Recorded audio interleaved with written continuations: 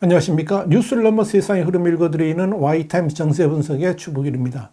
러시아 본토와 크림반도를 잇는 이 크림대교 폭파의 진상을 둘러싸고 과연 누가 어떤 방식으로 폭파했는지에 대한 의견이 분분합니다. 일단 블라디미르 푸틴 러시아 대통령은 9일 밤에 예정이 없던 33초간의 TV 연설을 통해서 이 크림대교 폭발은 우크라이나 비밀 요원에 의한 테러 행위라고 규정했습니다. 그러면서 이 크렘린의 대응 수위를 더 높일 수 있는 발판을 만든 겁니다.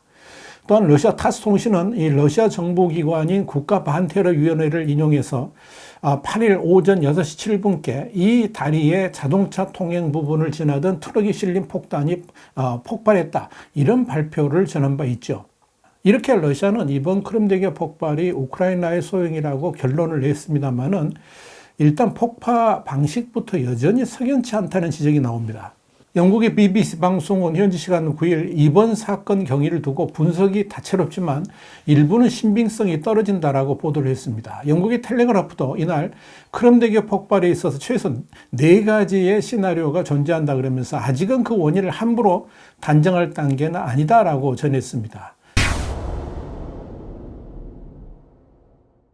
지금 러시아 당국이 그렇게 말을 하고 있는 거죠. 그러니까 크림대교의 차량용 교량을 지나던 트럭에서 폭탄이 터져가지고 교량 일부가 무너지고 근처 유조 열차로 불이 옮겨 붙었다. 이런 내용이죠.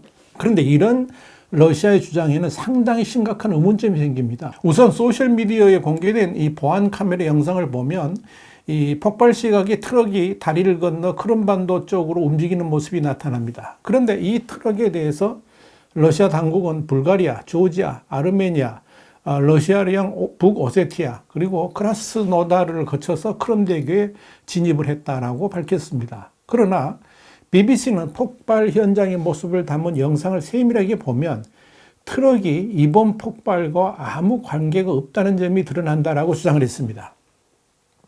BBC가 이렇게 주장하는 이유는 이 폭발에 따른 거대한 불덩어리가 트럭이 교량의 오르막길을 갈 때 트럭의 뒤편에서 또 한쪽에서 분출되는 장면이 포착되었기 때문에 그렇습니다. BBC는 여기에 대해서 영국 육군의 한 전직 폭발물 전문가의 견해를 인용해서 지금까지 차량에 실려 운반되는 수많은 급조 폭발물을 봤지만 이번 폭발은 차량 폭탄에 의한 것으로 보이지 않는다라고 진단했습니다. 자, 그러면서 BBC는 차량 폭탄 가설이 러시아 지도부에서 급속히 확산되기 시작한 전부터 수상하다 그랬습니다. 그러면서 이 러시아 정부가 우크라이나가 자행한 사보타주, 그러니까 파괴 공작이라는 자존심 상하는 가능성보다도 테러를 선호한다라고 지적을 했습니다. 이게 이제 흥미를 끌고 있는 건데요. 크림대교 폭발이 다리 위 트럭에 의한 것이 아니고 하부에 있던 선박에 의해서 일어났다 하는 주장입니다. BBC는 폭발의 모양새와 교량의 구조를 볼 때 이번 사건은 다리 위가 아닌 아래에서 저질러졌을 가능성이 더 설득력 있다라고 주장했습니다. BBC는 영국 육군의 전직 폭발물 전문가가 대체로 이 교량이 아래에서 위로 향하는 충격에 더 약하다라고 말했다 그러면서 일반적으로 교량은 상판을 향해서 아래쪽으로 쏠리는 하중과 바람 등으로 인해서 측면에서 가해지는 압력을 견딜 수 있도록 설계된다라고 설명했습니다. BBC는 실제로 보안 카메라 영상을 보면 폭발 몇 초 전에 크림대교를 떠받치는 지지대 옆에 작은 선박 때문에 생긴 물결처럼 보이는 것이 확인된다. 이 점을 주목했습니다. BBC가 이런 주장을 하는 이유는 이미 우크라이나군이 무인보트와 같은 장비를 무기로 활용할 수 있다는 점을 여러 차례 확인했기 때문에 그렇습니다. 텔레그래프도 크림대교 폭발 몇 초 전에 케르치협 다리 아래에서 이 파도를 보여주는 감시 카메라 영상이 공개됐다. 그러면서 무인 수상함에 의해서 폭발되었을 가능성도 있다. 이렇게 밝혔습니다.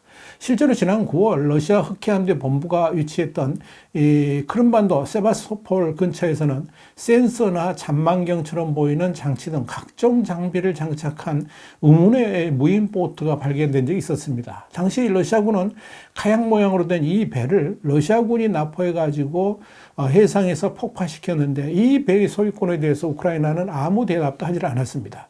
BBC와 인터뷰를 한 폭발물 전문가는 우크라이나가 해상에서 원격 조정 가능한 감시, 타격, 운송 수단을 갖추고 있다는 근거 있는 보고가 있다 그러면서 이 같은 작전 방식이 몇 년에 걸쳐 개발됐다라고 말을 했습니다.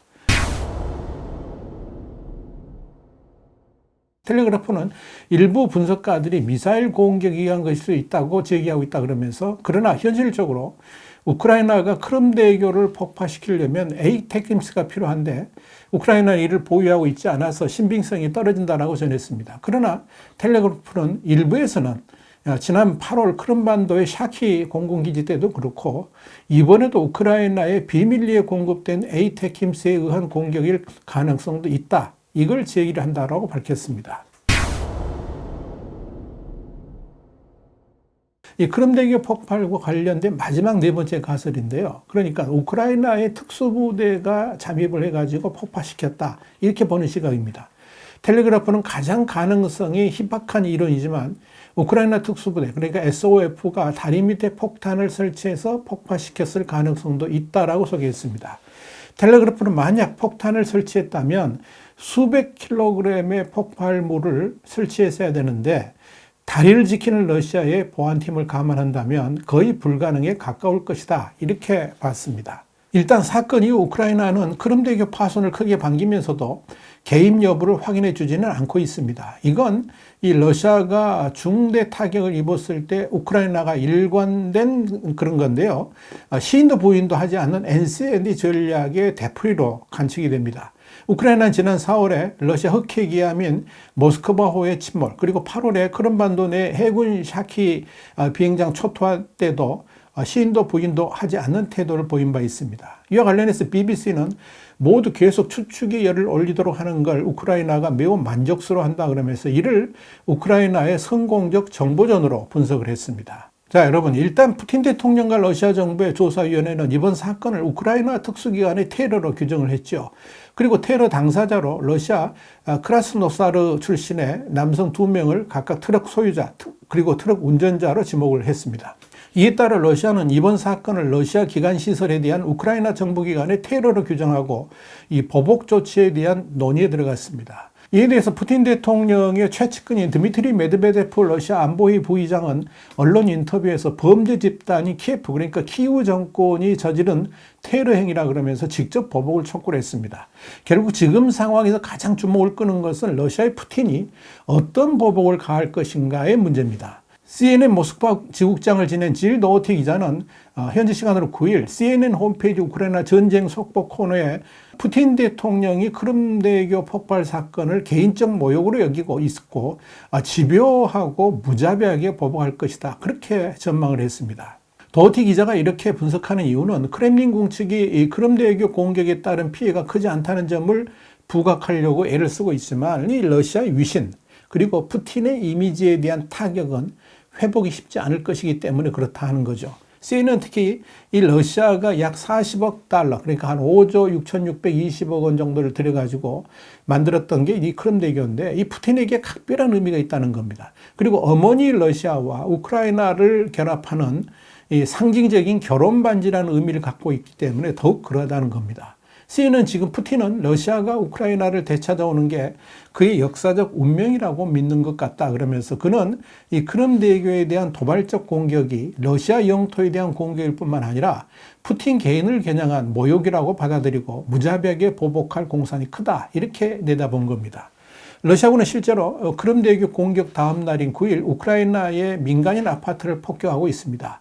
강경파 푸틴 지지자들도 이 우크라이나 기반 시설에 대한 공격을 강화하라고 촉구하고 있습니다. CNN은 전황이 러시아 측에 불려지면서 푸틴이 자신의 역사적 사명이 위태로운 상황에 처했다고 판단하고 있다 그러면서 이는 감정이 이성보다 앞설 수 있다는 것을 뜻한다 이렇게 우려를 했습니다.